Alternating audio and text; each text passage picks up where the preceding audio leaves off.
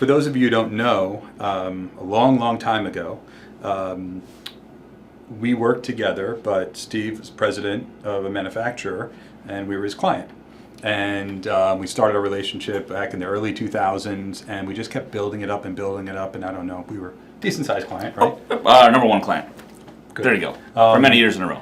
So why is the question, is because every time we'd call Steve, and we'd say we have this project, or we have this challenge, and it's not in the books, it's not common to the industry, it doesn't fit into the box of a pre-engineered building, we bring Steve and you'd say, like, we can figure it out. And certainly you have a lot of technical expertise behind that, we can figure it out, so you know what you're looking at. But I think that says a lot and really shaped a lot of what Allied is today, of looking at opportunities this way as a solutions company.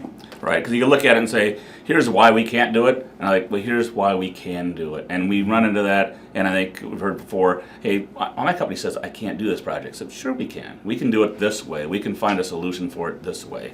Not saying you to get me in trouble on a couple of projects, but they were always fun, they were always interesting, and enjoyed the ride. So yeah.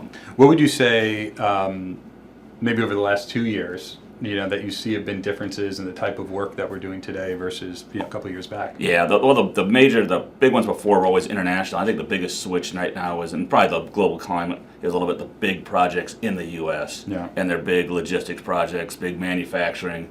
The big truck manufacturer we're doing down in San Antonio is enormous, and it's the biggest project that a metal building company but has ever done, as far as I can tell, as far as the number of tonnage. And I'm going, that's the difference, the size of the projects, the complexity of the projects, and a lot of it's U.S. based. Yeah, and even if you look at that project, I mean, the guts of that project were very different. Yes. Right? And how you're using steel construction and Class A and metal building. And right. We had a little bit of everything. We had trusses in there. We had Class A structural. We had cranes, mezzanines. We had all kinds of hanging jib cranes. That project was enormous. Yeah. But phenomenal looking project when it's done too. Yeah, it's interesting. You talk about continuing to gain that experience and build upon it. If you look across the U.S. today, what are you seeing happen, right? I mean, major manufacturing, similar type of construction. So it's something that we expect to see a lot more of. Absolutely. And I think we can prove, that's a hard one to prove. Can you prove you can do this 1 million square foot job? There's just not a lot of 1 million square foot jobs out there, right? True. So we can say we've done some of them that are $500,000 up to $1 million.